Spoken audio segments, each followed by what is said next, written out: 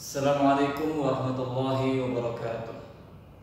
Alhamdulillahirabbil alamin wa bihi nasta'inu ala umuri dunya waddin. Wassalatu wassalamu ala asyrafil anbiya'i wal mursalin wa ala alihi wa ashabihi wa man tabi'ahum bi ihsanin ila yaumiddin. Amma ba'd. Kaum muslimin, kaum muslimat, jamaah Masjid Al-Furqan Papua Regensi yang mudah-mudahan dirahmati Allah Subhanahu wa taala. Perkenalkan, saya Umar Muhsin selaku pengasuh Bina Quran Islamic School.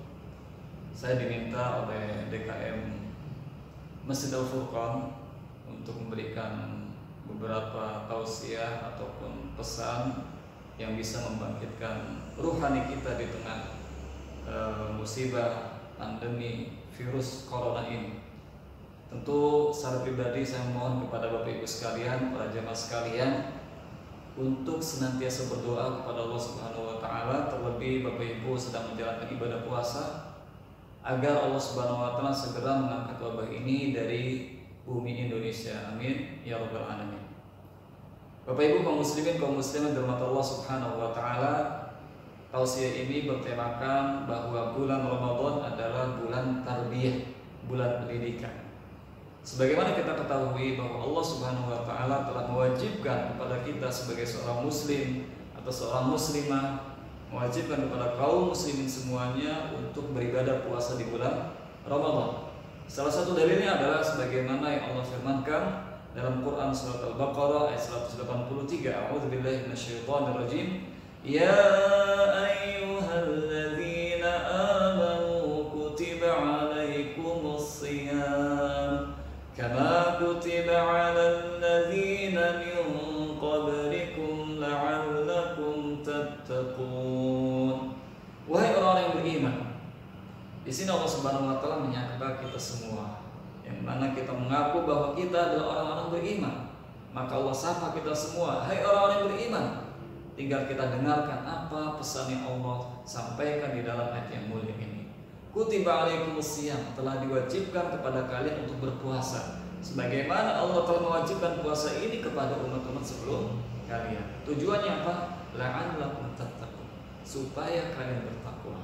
Nah, berangkat dari tujuan Allah Subhanahu wa taala memberikan atau menetapkan syariat puasa supaya kita bertakwa, maka ini mengandung bahwa bulan puasa atau puasa di bulan Ramadan ini mengandung tarbiyah, mengandung pendidikan, bimbingan, petunjuk kepada kita semua supaya kita bertakwa.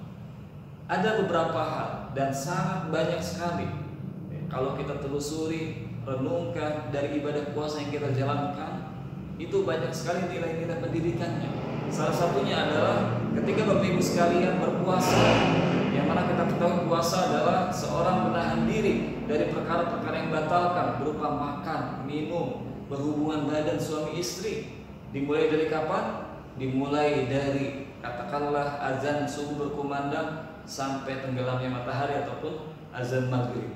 Di situ kita seorang muslim, seorang muslimah menahan diri untuk tidak melakukannya. Nah, ketika seorang menahan diri berpuasa di siang hari di bulan Ramadan, itu sekali lagi ada aspek nilai pendidikannya. Paling minimal ada tiga aspek nilai pendidikan yang bisa kita ambil dari ibadah puasa yang sedang kita jalankan. Yang pertama adalah bahwa puasa mengandung aspek pendidikan terkait dengan keikhlasan di dalam beramal. Al-ikhlas wa ma adraka mal ikhlas. Tentu kita sering membahas, sering mengkaji terkait dengan masalah ikhlas. Dan tentunya jangan sampai kita bosan mendengar kata ikhlas, karena ikhlas adalah salah satu syarat diterimanya amal ibadah kita. Dan ikhlas merupakan salah satu perkara yang paling susah untuk diobati, yang paling susah untuk dikendalikan oleh kita. Sekaliber Sufyan Ats-Tsauri yang dikenal dengan kezuhudannya, kewaraannya, ketakwaannya, kualitas hafalannya, kuantitas hafalannya, beliau masih melakukan terkait dengan masalah ikhlas. Beliau mengatakan, ma'alajtu syai'an asyaddu alayya min niyati. Tidak ada perkara yang susah untuk aku obati, perkara yang susah untuk aku obati, daripada apa? Daripada ikhlas.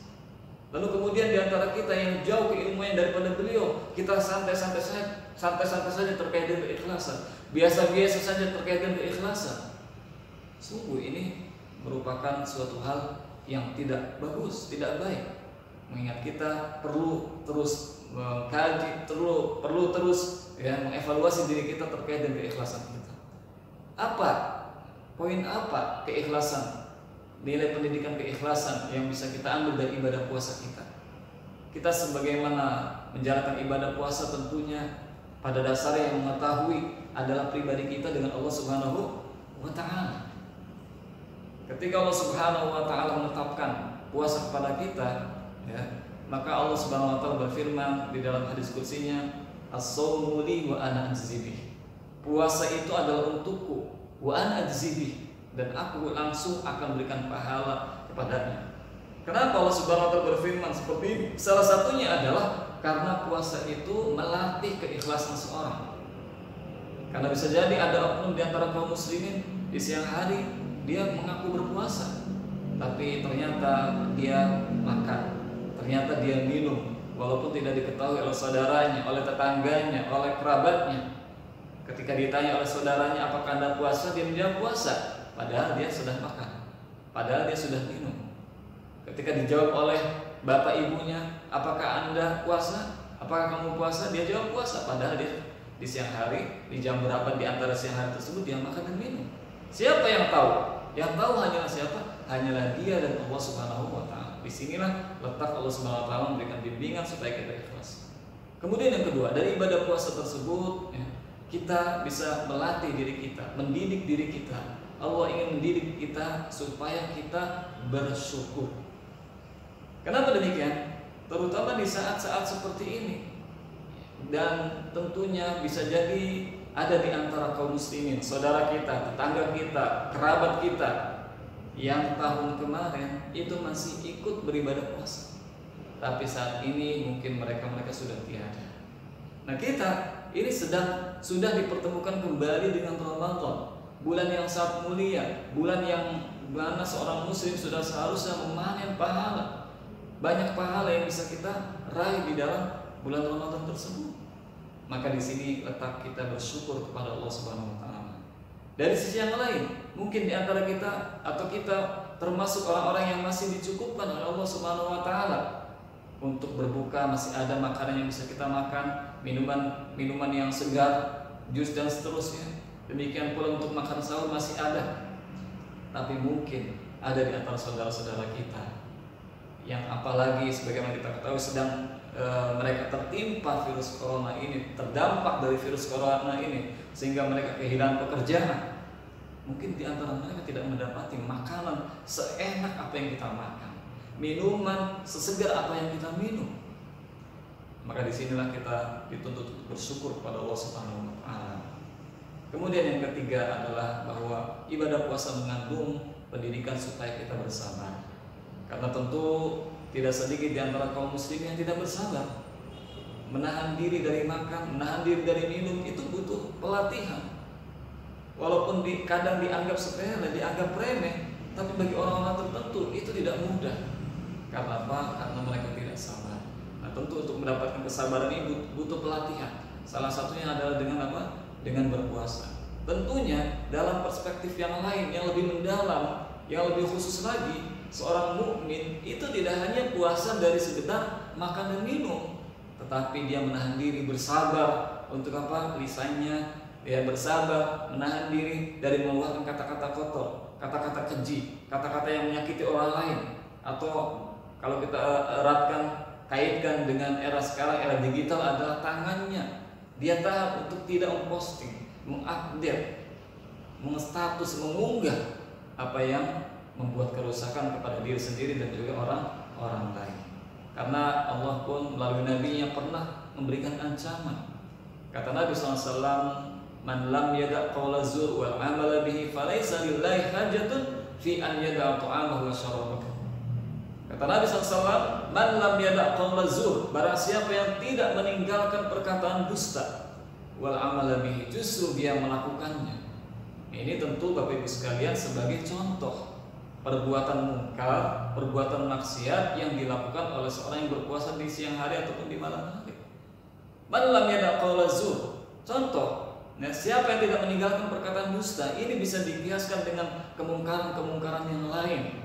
Siapa yang tidak meninggalkan ghibah, siapa yang tidak menzalimi orang lain, siapa yang tidak menundukkan pandangannya misalnya, siapa yang tidak menahan pendengarannya dari mendengarkan perkara-perkara yang diharamkan, siapa yang tidak menahan tangannya dari menulis, mengupdate status perkara-perkara yang diharamkan. Ini termasuk semua kemungkaran, kemaksiatan. Jadi tidak terbatas kepada apa? Tidak terbatas hanya pada perkataan dusta. Apa kata Allah? Kata Nabi SAW. Kata Nabi SAW, "Falaisa lillahi hajatun," maka Allah tidak butuh kepada dia karena dia menahan diri dari makan, menahan diri dari minum. Artinya Allah Subhanahu Wa Taala nggak butuh puasa dia.